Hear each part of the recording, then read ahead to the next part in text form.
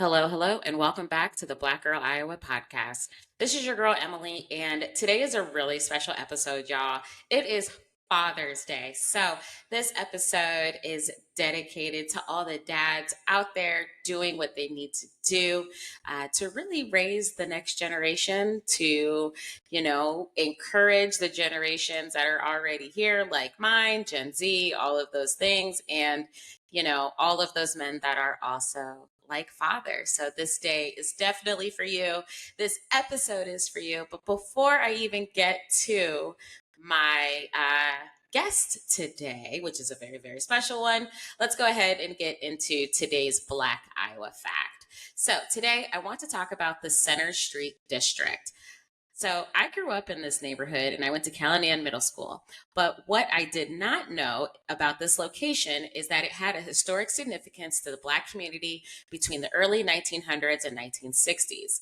According to an article from Iowa Public Radio, the district was home to many thriving Black owned businesses, including barbershops, beauty salons, restaurants, and nightclubs.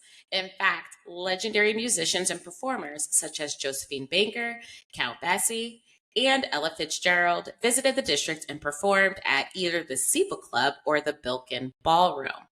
The district was also a safe and fair housing community for Black Iowans whom were turned down in many other areas when applying for home loans or looking to rent a house or apartment around the city. In the late 1960s, the historic district and its residents would face displacement as construction began on the I-235 highway system that would connect Interstate 80 and Interstate 35. In October 2023, some 50 years after the deconstruction of this cultural hub, the city of Des Moines celebrated the historic Center Street District by unveiling a marker on the Methodist Medical Center grounds. While it is sad that this district is no more, I am honored to learn about its history and dedicate this episode to those who thrived in this area. Your contributions to the city have not been forgotten.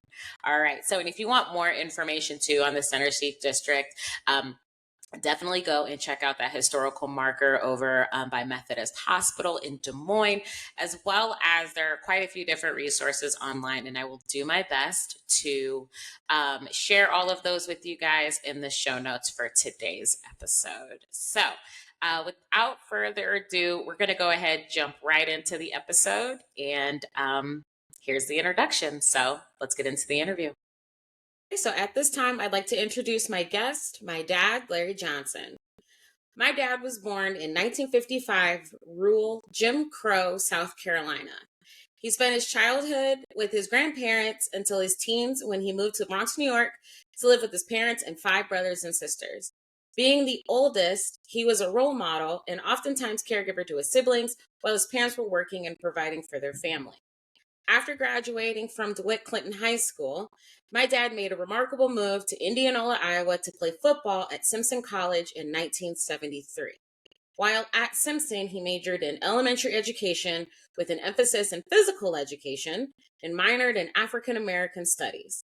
He was also president of the Black Student Organization and led the charge for social change at a time where the civil rights movement was in its stride in the 1970s.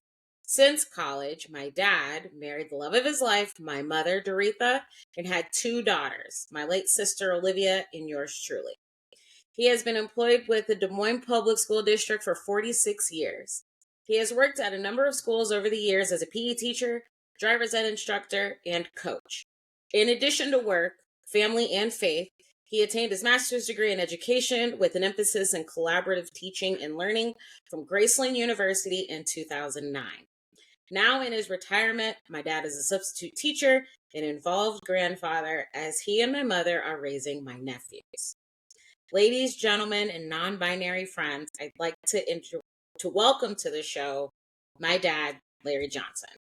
Dad, welcome. Thank you. Yeah. What'd you think of the introduction? Good. It was pretty solid, right? That's what that $100,000 education paid for.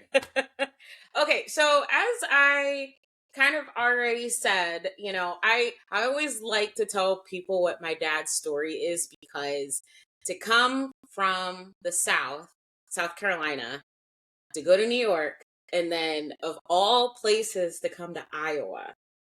Um, that's a big change and culture shock. So, can you talk a little bit about the specific reason of why you came to Iowa? Well, one of the big reasons I came was my late coach, high school coach, was a great guy, Mr. Joe Prezioso. He talked with my dad and my mom. My dad was part of a group of men who called themselves the Fathers Club. They were a group of men who supported the team, and their sons played on the football team. So he told my dad that I would benefit more by going to Iowa and living there and going to school there. And if I made it there in Iowa, Mhm. I would have no problem making it and uh, going and working any place in the United States. Originally, I had planned to go to Morehouse College. I had a scholarship to go there. Mhm. But a couple of buddies and I, we came out here. We had a recruiting trip, had a good time. After coach had talked to my dad and mom, we decided that I would come to school here. So it hasn't been bad. It's been great. Yeah. It's been really great. Did you at any time, like when you were in school, because your Simpson experience was a lot different than mine in that there was a larger Black student body at Simpson than from the time I went there in the 2000s. So, but like, did you have a time when you were in college where you're like, you know what, this isn't for me. I want to go back to New York? Or was it once you got to Iowa, you knew that this is where you were going to stay?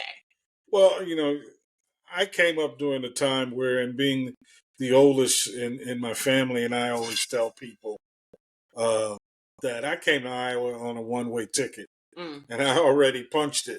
mm, So there was only one way for me, and that was up. There was no failure wasn't an option, mm, I should say, because I had to set an example not only for myself mhm, but for my other brothers and sisters. That hey, we can do this. mhm. You can make it through school and whatever. It wasn't easy. I had to work hard for it, Yeah, but failure wasn't an option. So it was an opportunity for me to really do some things and become somebody.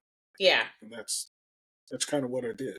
yeah. And so, with you being at Simpson, can you tell us like just a little bit about your experience? Like I said, like you were president of the Black Student Organization, but like what were some other things that you were involved Oh, in your time at Simpson? I did a lot of things. I did a lot of officiating in the intramural program, Hmm. student senate, uh, on hand working in the transportation, uh, different work study jobs, working in the Yeah, kitchen, things of that nature. And it was a little different for a male at Simpson because people, during that time, it's always easier for individuals to target females.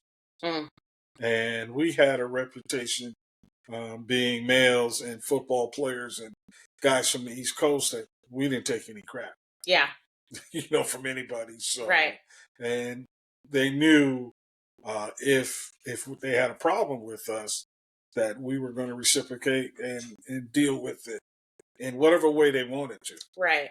So Right. And that's nice to hear. And I will say, like, just with the current climate where it seems like Black women, we are just always being the topic of conversations that we didn't ask to be in, it's nice to hear that at some point at least, um, you guys did feel the need to protect us, even if it was just back in that time. So so you were an elementary ed major and you did PE. What made you want to become a teacher of all the things that you could have done? well, I always we had a number of people that were teachers in my family, and so it was something I wanted to do all my life. Hmm. Basically, I had a couple of jobs, um, working in a Head Start program when I was about 15, or so, and I really enjoyed working with young kids. Hmm. So that kind of led the way and drove me to want to do that. Plus, I wanted to coach, Yeah. and be involved with young kids because it's fun, Yeah. and that's what I like to do. And you've coached almost everything. Just about Yeah. a lot of sports: football, basketball, Yeah. girls and boys, tennis, wrestling. Hmm. You know, so I was involved. A little softball. Yeah. Yep. Of all the things that you've coached, did you have a favorite?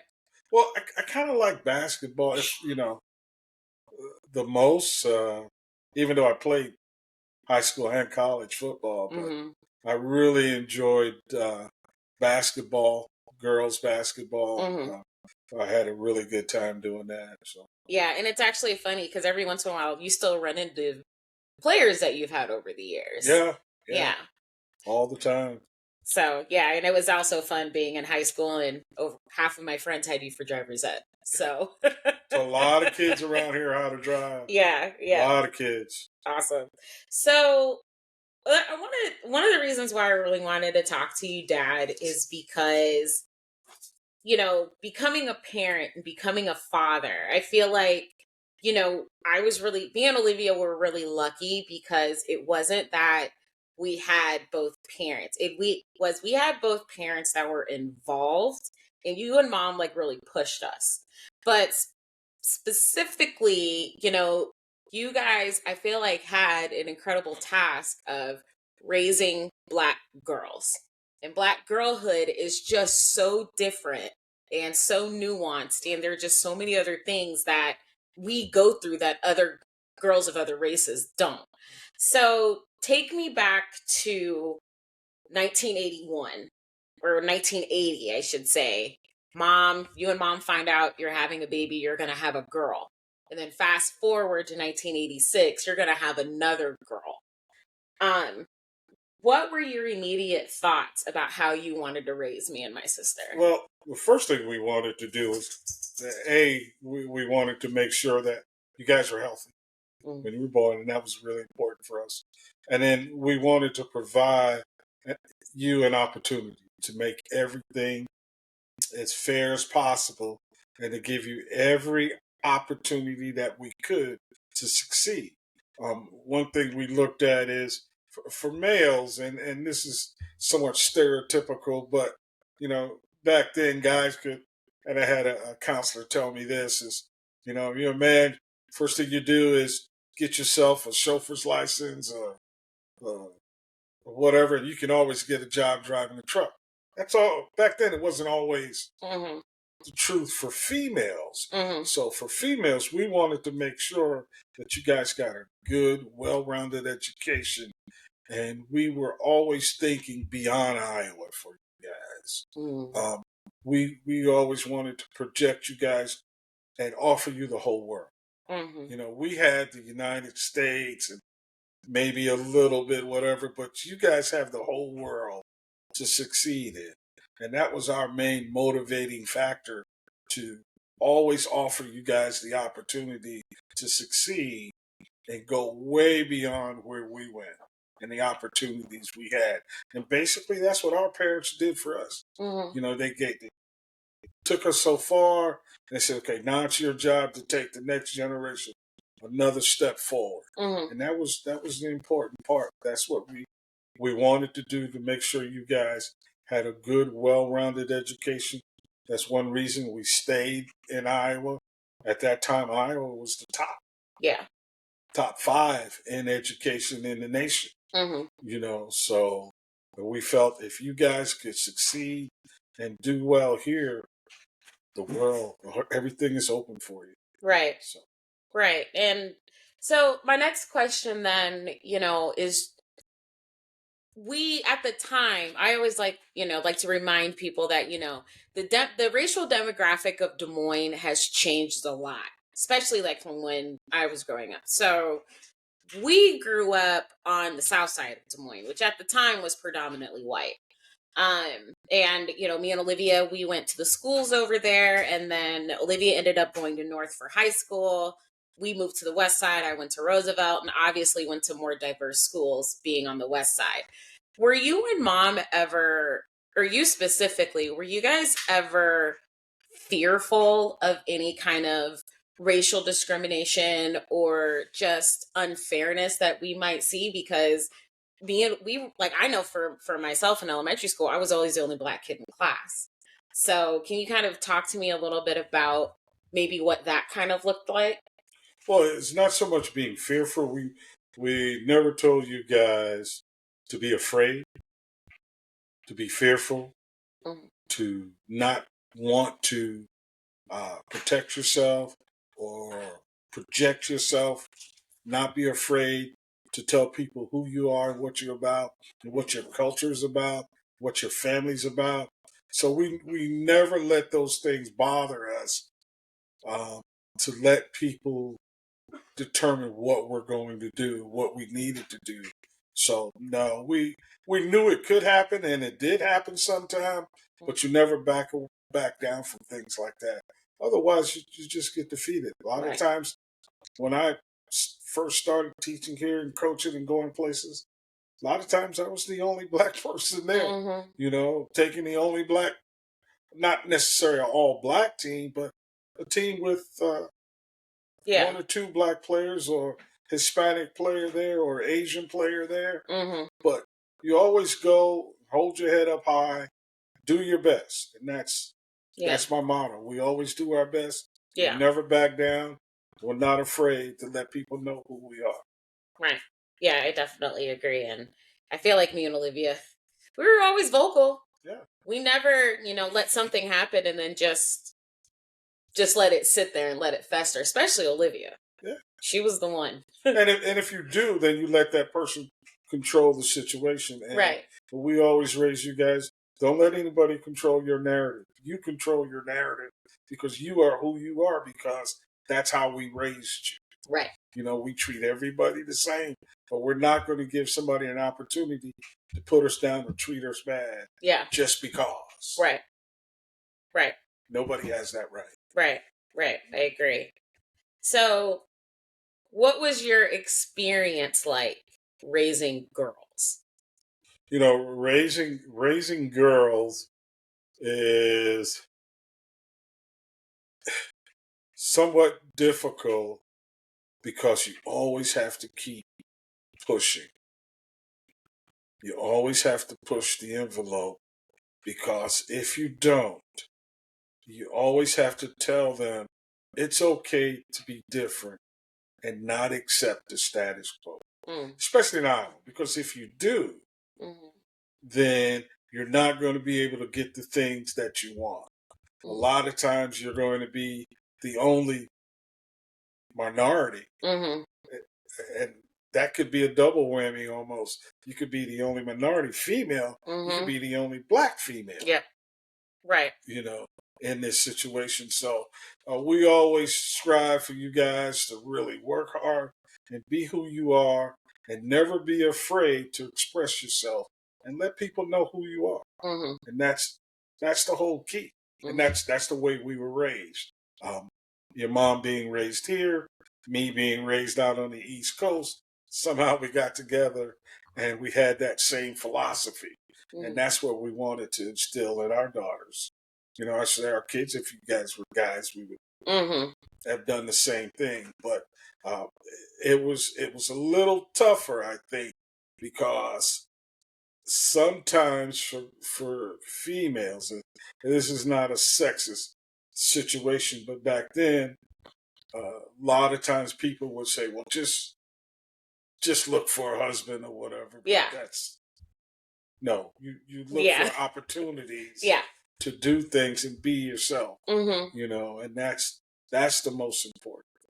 Right. And and it was so weird because I remember getting to Simpson and thinking, that, well, first of all, that, being raised in Des Moines at a very progressive city, getting to college and thinking, oh, well, the other girls here, we're all working towards the same thing. We're going to be the trailblazers of the future.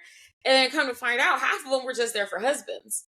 And then, well, Emily, don't you want to get married? Yeah, eventually, but I want to have a career. I want to do things. And it's just really interesting how my experience specifically with you and mom as my parents, getting married was always like it wasn't really talked about. It was like well, yeah, do that if you want, but live the life that you want to live for yourself first. um, which I thought was really important. And granted, I did get married almost like right out of college, but we both know how that ended. But I just think that it was really important. I think for us to know that there was always going to be more that we could do, and we would also have to prove ourselves a lot more in comparison to everyone else. So, at any time, did you and mom ever consider um raising us anywhere else but Iowa? Like, did you guys ever consider, you know what, maybe we should go to New York and, raise them in the Bronx, or go down south and raise them in South Carolina? No, well, your mother came from a really close family, and during that time, it wasn't. It was a really good job here, good education, and that was the key. And it was, yeah, we could have moved other places or whatever, but we're looking at your future, what was better for you guys, Mhm. and to prepare you. Um, Iowa was the best place at that time to prepare you guys academically Mhm. for your future. Now, we had the opportunity to go to the East Coast and experience different things, and go down south and experience different things for you guys. But our core area was right here in the Midwest. I personally did never want it.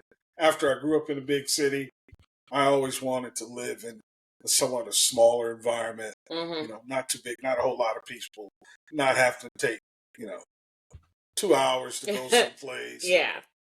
that wasn't very far, Mhm. 20 minutes to, and it takes 2 hours to travel 20 minutes, or go Mhm. to the store and it's, 30,000 people, and then that's kind of exaggerating. So you have to kind of give up some things to get what you want. Mhm. So we sacrificed. We sacrificed. We didn't necessarily want the really big life, Mhm. big city life, I should say. We had Right. opportunities to move on and whatever. But we chose to stay here, and it was a good choice. Yeah. And you mentioned, us having those experiences because, like, every summer, me and Olivia would go to New York to, be with our cousins and our grandparents and aunts and uncles. And then we would travel down south to South Carolina to go to family reunions and things. Um, One of the things I've always kind of wondered was, what was the importance and significance to send me and Olivia to New York for a summer? Because it wasn't like we were there for 2 weeks. You would drop us off at the beginning of June, and then we would come home right before the state fair. So, can you kind of talk a little bit about why it was important for us to go to New York all those summers? Well, number one, to be with your other family members, to enjoy your grandparents, um, to experience different things. You're not going to get a New York experience here Mm-hmm. in the Midwest. Yeah. It's just not going to happen. Some things are very similar, but many things are different. And it just kind of gets you guys to see and experience that, just to kind of, when you came back, now you can compare the two. Mm-hmm. Not many people had that opportunity. Mm-hmm. Uh, your relatives out east, they didn't come back. The opposite. Not a whole lot. A couple of them had the Yeah, yeah, yeah. A opportunity. couple of my They enjoyed yeah. it, but not a whole lot. So they had kind of a one sided. I know for myself, I had the opportunity to grow up in New York, but every year almost, my parents almost made sure that I had a chance to get out of the city Mm-hmm. for at least a month. Mm-hmm. So I went back down south and hung out with my cousins down there to get that experience. Mm-hmm. And that's what I wanted for my kids. Mm-hmm. And that's what we did. Yeah. Yeah. What was the hardest thing about raising daughters? So, thinking back, me and Olivia were polar opposites. So obviously you can't treat us the same. So, what was kind of like the hardest thing about raising daughters? Like I said, like I said earlier, the hardest thing was making sure that you guys had the opportunities and that we had um, everything, we offered you everything that you needed to succeed, and not letting you get to the point where society or subcultures dictated what you were going to become. Mm. You know, we always wanted you guys to keep an open mind and keep shooting for the stars, so to speak. You know, letting you know that you don't necessarily have to do this. We always wanted you guys to be around other people who had that same mentality, Hmm. you know. And so that was really, really important, that not letting you guys settle, Yeah. you know, saying, okay, I'm after high school, this is what I'm gonna do. I'll be right here. I'll live right down the street from you. No, no. Yeah. You have to go out and experience, you know, your life for yourself, be on your own. And then later on, if you want to come back, come back. Yeah. You know, this is all, you can always go home, Yeah. but you need to go away from home first to Right. find out who you really, really Yeah, and I mean, I was gone for almost 10 years, and I wouldn't trade moving away for anything because of all the things that I got to experience. And if I really needed anything, I would just pick up the phone, or jump on a plane. Here I am, And I think coming back to Iowa was one of those things where I was homesick, but it was kind of like, okay, I've done all of the things I wanted to do, not here, but now I want to kind of experience what my adult life is going to be like here, which I thought was really important. So, my next question is really just kind of going back. So, now you are raising my nephews, whom are 14 and 16. The difference is they are going to be growing up as they're going to be Black men. And we have seen, just some of the horrific things that have happened to Black people as a whole, but the specific target on Black men that there is out there. And, my nephews are Gen Z, so it's a totally different generation.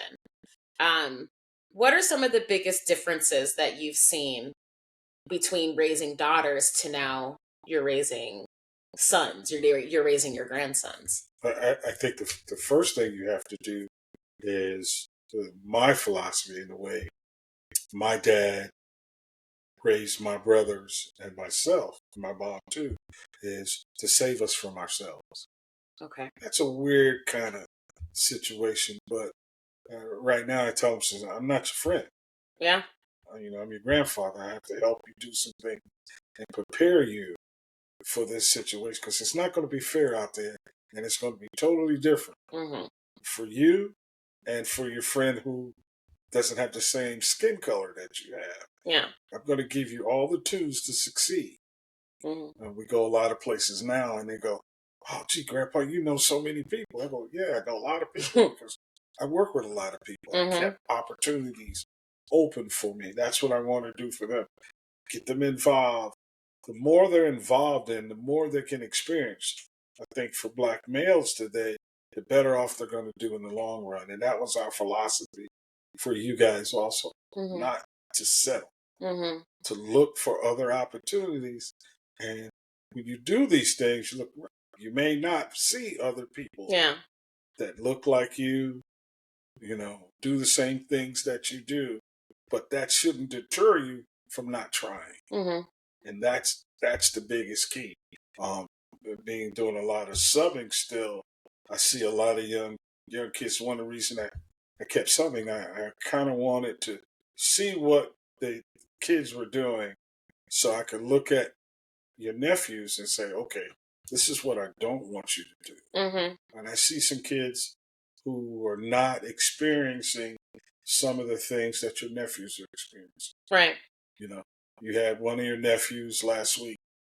He had probably the weekend of his life Yeah. so far, his early life. Yeah. He's a soccer prodigy. Don't know where this talent came from, but my God, this kid is dynamite on the field. Yeah, and he plays on a team with a lot of African kids, a lot of white kids, a lot of Hispanic kids, and they hold him in high esteem. He's if in soccer, if you're the captain, Mm-hmm. that gives you a lot of prestige, Mm-hmm. and they made him captain now for 2 years, Yeah. and his brother's just growing.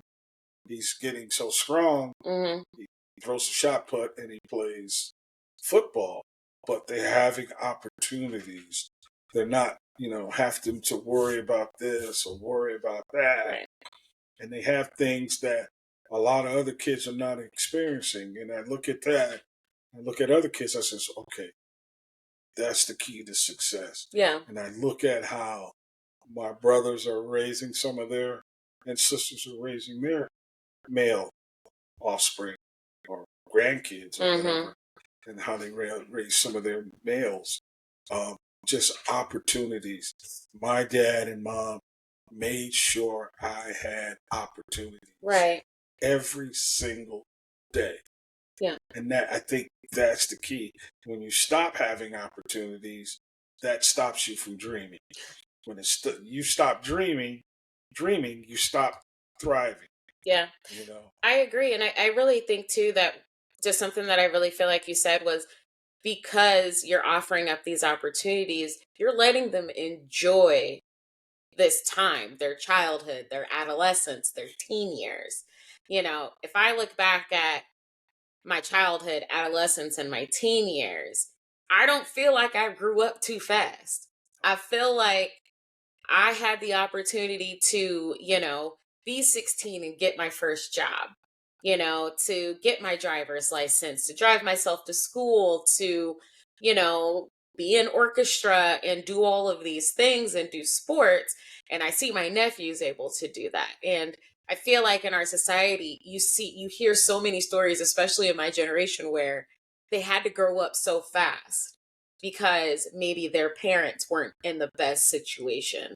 And I'm really thankful that you and mom like just let us be kids and let yeah, us grow up. that's the key. I think if you don't do that, you have a tendency to depress a lot of those things that you should have done at that age.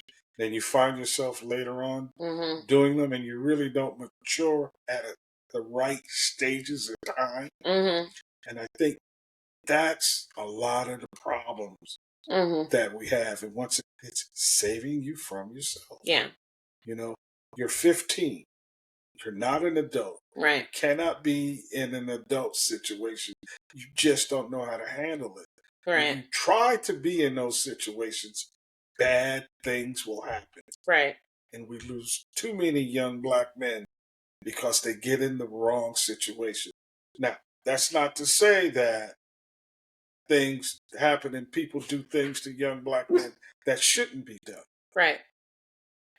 There's a lot of that going on. Well, so they can succeed and not have all that stuff. And, it's not saying that it won't happen. Right. What do you do if you get pulled over by the police? Mhm. And what my parents told me is try to take control of the situation in a positive manner instead of a negative manner. Mhm. And that's what I'm trying to teach them. So you save them from themselves. Right. You know, say, hey, you can't control that. So you go along with it. Right. I'm not saying that it's always going to be perfect. You're Right. going to make a lot of mistakes, Mhm. you know, but you have to do the best you can with the situation you have. And you have to put them in a situation to where they're going to have more success Mhm. than not have success. Right. And that's what we're trying to do with the grandkids now. That's what we did with you and your sister. Mhm. And hopefully, when you get to a point where you can make more good decisions than you make that bad decisions, Right. then you are growing up. Right. Then you're maturing. Right. That's how the game works. Yeah. Yeah, I definitely agree. So, I guess my second to last question. I have two more that I want to ask. And with all of your experience from coming to Iowa, going to college, getting married, starting a family, having this amazing career in education, being able to raise your grandsons, you know, I kind of think about the fact that, the same year you were born, the US Supreme Court ruled on Brown versus Board of Education. And you were alive during this time where there was like this really uprising of civil liberties around the civil rights movement. So, with this life that you've lived for the last almost 69 years, of everything, what are like maybe two or three of like your proudest moments? And when in those moments specifically, how does it tie to you being a father? Oh man, that's a hard question. But See, that's my it's journalism degree paying off. it's almost like every day I'm thinking back, seeing how proud my mom and dad was when I graduated college. You know, looking at their faces when I walked across the stage, and then going out to dinner after that. Um, Being the oldest, I did the first for a lot of things. Just about everything. Hmm. I was their experimental child. That's Yeah. what I used to tell them. But you can see that in their faces, and it goes way back to their parents and their parents' parents. When African American people have success, it's not so much individualized. It's almost generational. Hmm. It's all the work that you put in, and the things that you do. Um, for myself, you talk about, you come in when I first started teaching. You get people that maybe don't look like you or do the things that you do, and they want to always correct you and Hmm. change you, Hmm. and whatever. And then over time, after I started to go through the system and spend time doing things and acquiring different jobs, now, back then, before I retired, I had some not too high profile jobs, but Hmm. whatever. You see a lot of people coming to you now, and I'm thinking to myself, I says, I thought you thought I couldn't do Yeah. this. But Yeah. but that goes back to how I was brought up. You stay the course, you Hmm. make sure you're prepared, Hmm. you know, and you do your best, Hmm. and so that's what I did. That's how I look at it. And people call you and they want you, and it's kind of why I'm still teaching a little bit. Hmm. Oh man, we need you there. I says, come on, guys. But there's nobody like you. I said, yeah, it is. You just gotta call Yeah. them. But So you said college graduation. So what are maybe one or two other moments then? probably when you guys were born, that's those are life changing experiences. Now it tells you, wow, I have to grow up. Not only I have the responsibility of a wife, I have a responsibility of kids. Now, family is very, very important to you. I have a responsibility to my family, Hmm. not only my immediate family, but my mom, dad, my grandfather, my great grandfather, my Hmm. great great great grandfather. We've said, okay, we put two lives here. Hmm. What are you going to do? How are Hmm. you going to make their lives better than what you had? Hmm. Even though we had, Quiet, Bowser. so Okay, go that's ahead.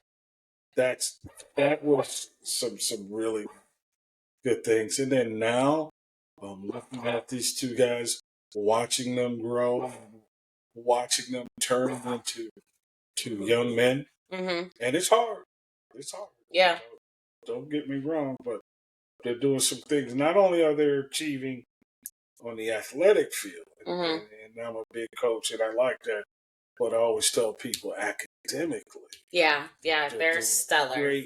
great job academically. Because I always tell them, you're not going to be able to play sports forever. Mm-hmm. Sports is just a small part of being a true student athlete. Mm-hmm. So those three things are probably um, very important. And then doing the right thing, making my parents proud Mm-hmm. of what I've done. You know, and they may not tell you all the time, but I'm pretty sure my mom and dad was proud. They always talk. My son in Iowa or whatever. Yeah.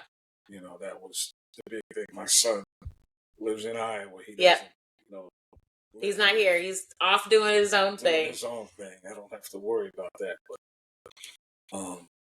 and knowing you have those type of situations in your back pocket and those type of people Mm-hmm. praying for you, Mm-hmm. wanting you to succeed, um, you have to succeed. Right. You can't let the culture down, and that Right. was a driving factor for me. Right.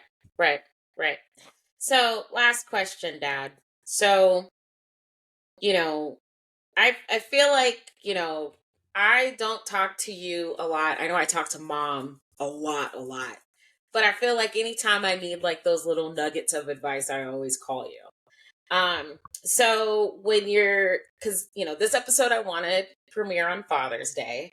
So if you were able to speak in front of other men, specifically black men, and talk to them about fatherhood and why, being present and being open and listening to your kids is important. What is maybe like one or two pieces of advice you would give a father raising black children about just raising their kids and what to look forward to and how to be the best father they can? I think the very first thing you have to do is you have to be committed. Mm, This is a full time job, a full time commitment to your family. hmm I think if you're committed and wanting to do a good job and realize no two individuals are going to be the same. There's no definite game plan that you could say, well, this is what we're going to do because they did this over there and it hmm worked. Right. No, it doesn't work like that. You have to be committed. You have to be willing to change. Okay. And you have to have a sense of humor a lot too. I think, and just a commitment to really do your best, no matter what, hmm and give opportunities. That's what fathers are there for, is to give their kids opportunities. That's what my parents did for me. hmm That's what my dad did. He gave us opportunities, Right. and what you do with the opportunity is up to you. And if you did good or if you did bad, Mhm. my dad was always in your corner, and that's what I try to do. Yeah. Not to judge, you know, but to give opportunities and always be there when they need you. hmm That's You can't ask for more than that. Yeah. You know. Yeah. Yeah. And I mean, I tell people all the time, like, I really lucked out with my dad because, you know, I wasn't the best athlete. I was an okay student, but it, even if I finished dead last in a race when I used to run track, or that time that girl knocked me out in eighth grade basketball and I didn't play anymore after that, it was never, well, you're a failure. It was always, well, what do you want to do next? Okay, so you don't like basketball. What do you like? And just always encouraging me to keep going, even in those times that I thought my life was falling apart. So I really appreciate that, Dad. That's what life is. That's what you do. And Yeah. my parents are both gone, and I still hear that. Yeah. That drives me every day. hmm That's what I do. Yeah. I agree. All right. Well, Dad, thanks for being on the podcast. I Okay. appreciate it. So, and happy Father's Day, even though today is not Father's Day, but this will happen on Father's Day. And I think I might be able to give you an extra $50 bill again this year. I was wondering So, what I get gratuities. yeah, gratuities. All right. So, thanks again, Dad, for being on the podcast. So, we're going to take a short break and then I will be back for final thoughts and a sneak peek in the next week's episode. All right. So, big shout out and thank you to my dad, Mr. Larry Johnson. I often tell people all the time I have the best dad in the world, and I am just really grateful that he took the time to have this conversation with me because, I could not imagine how hard it is to be a parent, but to also be a parent to Black girls growing up in the 1980s and the 1990s and the 2000s, Iowa. Like, what? I could not imagine how difficult that must have been, but I do appreciate a lot of what my dad said. And I think a couple of really big takeaways that I had is first and foremost that my dad was going to go to an HBCU. Never knew that. So, of everything that we did talk about in that interview, learning that my father was definitely considering going to an HBCU, and regardless, he knew that he wanted to get out of New York and do something different. I think that that's really awesome.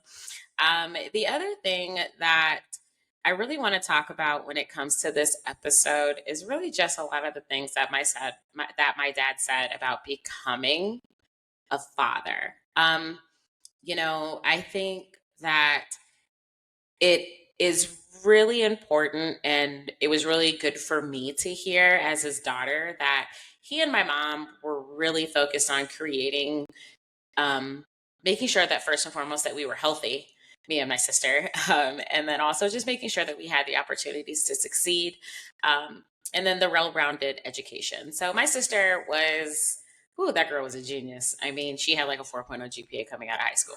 I had a 3.01. You know, I worked really hard for that. But at the same time, I feel like even in our academics, like my parents really did challenge us.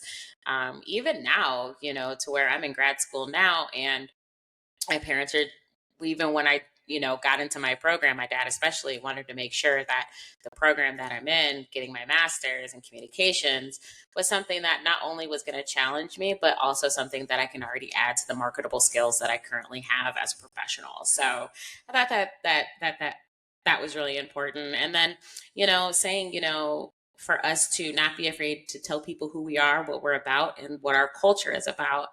um, you know the I I've always been very proud of kind of where I come from, but that pride in who I am is definitely something that did come after adolescence, more so when I was in my kind of like in my 20s. I feel like is when I like really started to come into my own. But also, something else that I feel like my dad didn't necessarily say, but this one really resonated with me as I kind of re listened to this episode and really thought about some of the takeaways that I had from the conversation with my dad. And that is that, in my opinion, now granted, I do not have children, all I have is my dog. Okay. So, George, that is my child. But what I really took away from the conversation is that the measure of a parent is in how they show up for their children. When I say that, is that, I think it's so easy for our parents, our fathers, and our mothers to show up for us when something really awesome happens, right? So think about, we just had graduation season. So it was really awesome to see my friends and family that had students that were graduating from either high school or college or even an eighth grade promotion, kindergarten, or even the fifth grade or preschool, right?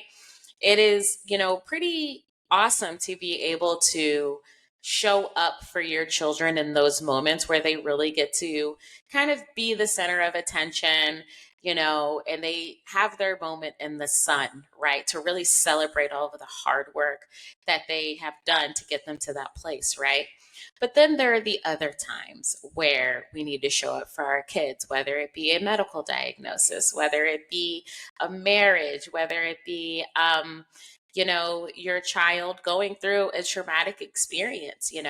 I really think that those are the times that I really think when my dad was talking about being a committed parent, those are the times for me that really stuck out. And I've really been trying to kind of like process and really understand kind of what that really means to me, and really ask myself, how did my parents show up for me? How did my dad show up for me in those moments where, yeah, it's been great to celebrate those things, right? Like me getting married, or me graduating from high school, from college, me getting promotions, me moving all over the country. But also, how did my parents show up for me in those times? How did my dad show up for me in those times where there wasn't necessarily a celebration, but there was a life event that happened, like my divorce, like, anything else, right? That might happen, to where it's not necessarily that, I want my parent to be excited for me, but I want my parent to tell me that everything is going to be okay and that I am going to overcome. And I really think that when you have those moments when your child can really say, you know what, you really showed up for me in that moment, and I wouldn't be the same person without you. Um, that really made me think a lot. And I really think that that's going to be probably my biggest takeaway from this episode, is really thinking about the commitment that my parents have, specifically my father in this instance, what that commitment looks like and how they showed up. And I think one of these days it'd kind of be interesting to have that conversation and really kind of get their thought process on how they showed up. Because I really think that that also is going to really speak volumes about my character and how I show up for other people. So again, I don't have children. I just have a dog. But, there are definitely people in my life that I want to show up for in those moments where they may be going through something traumatic or something hard or something that is truly life altering. I want to be there for those moments just as much as I want to be there for the celebrations. And I think that that's really important.